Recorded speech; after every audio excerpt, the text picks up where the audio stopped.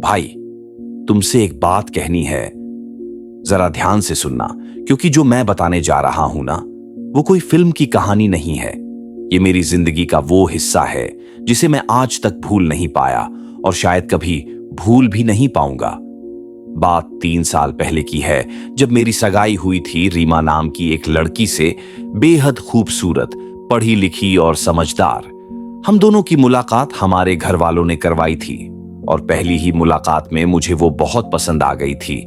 लेकिन शायद मैं यह नहीं समझ पाया था कि कुछ चीजें जितनी खूबसूरत दिखती हैं, अंदर से उतनी ही खौफनाक होती हैं। सगाई की तारीख तय हुई 10 जुलाई की रात।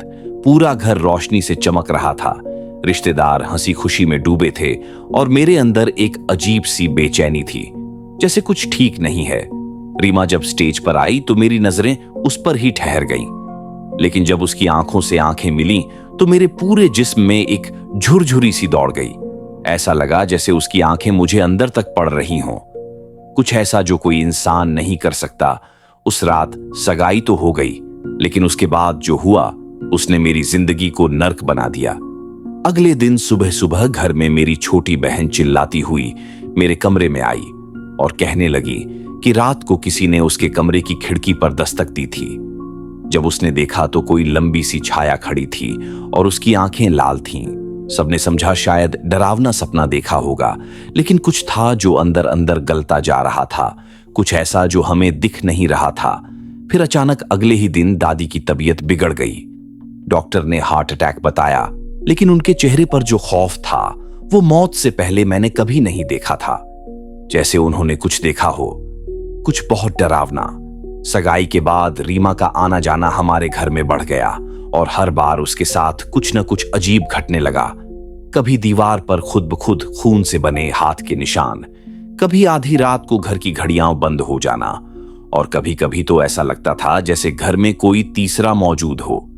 एक बार मैंने रीमा से इस बारे में पूछा तो उसने बस मुस्कुराकर कहा, कुछ चीजों को जानने की कोशिश नहीं करनी चाहिए वरुण। उस मुस्कान में ऐसा कुछ था जो इंसानी नहीं था, जैसे किसी और दुनिया की कोई चीज मेरे सामने खड़ी थी। और फिर उस रात को भूल पाना मेरे लिए नामुमकिन है। सगाई के 10 दिन बाद हम सब एक साथ डिनर कर रहे थे कि अचानक घर की बत्तियां चली गईं। अंधेरे में किसी लड़की की चीख सुनाई दी।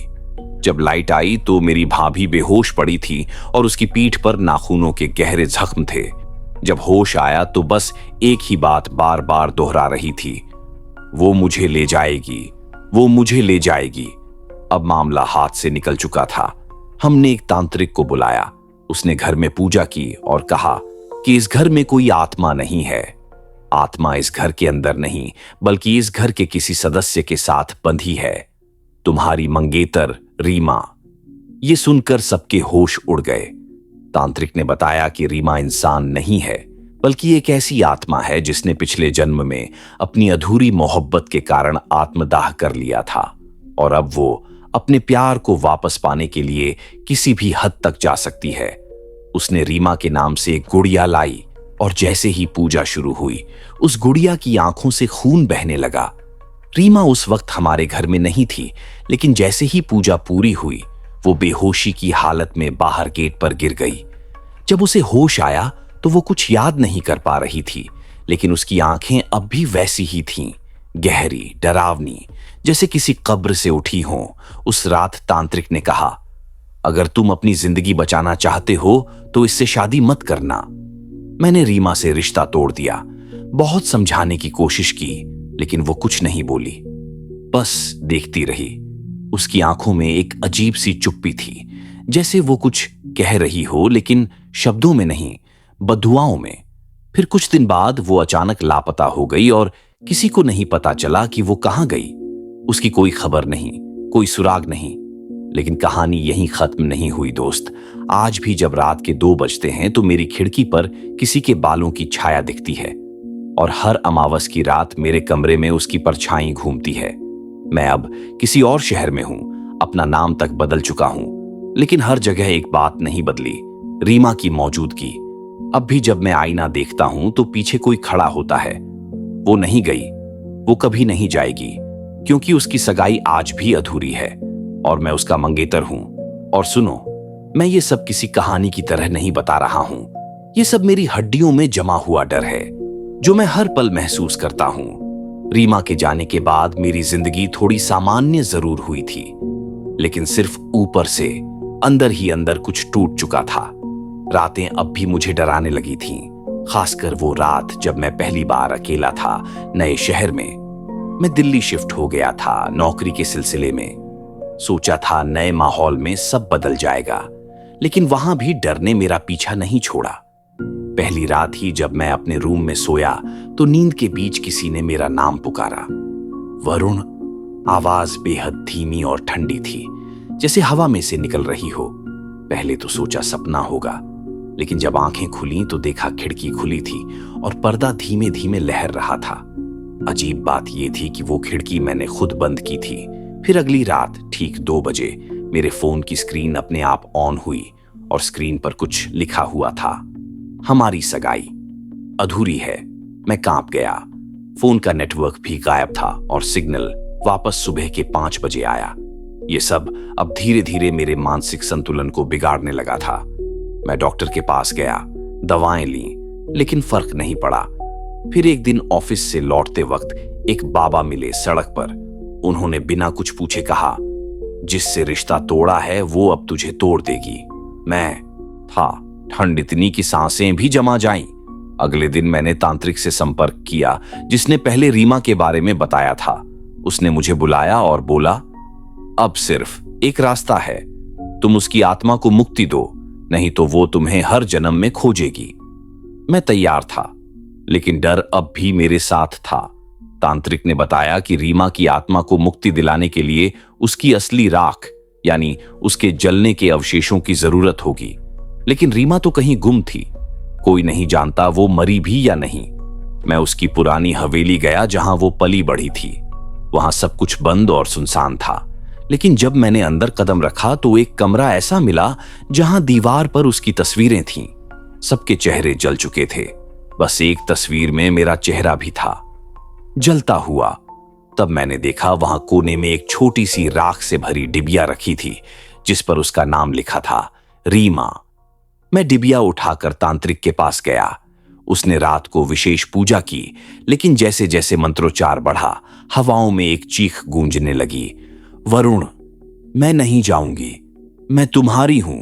पूरा कमरा हिलने लगा, दिए बुझने लगे और उस राख की डिबिया अपने आप हवा में उठ गई।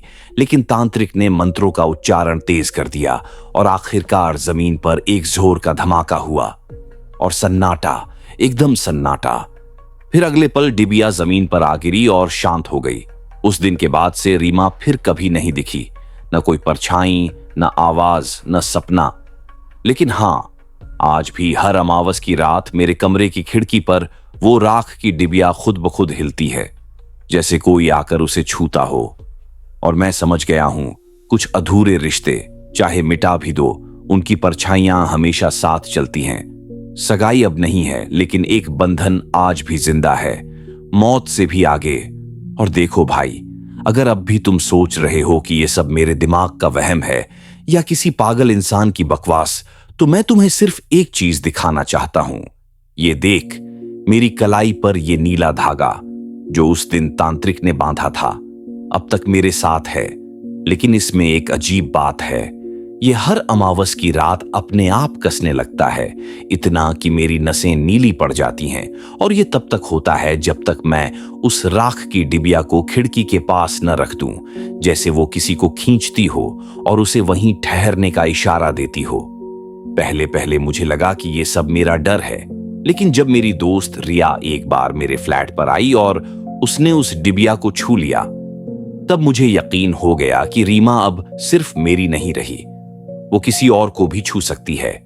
रिया ने उस डिबिया को हाथ लगाया और तुरंत पीछे गिर पड़ी।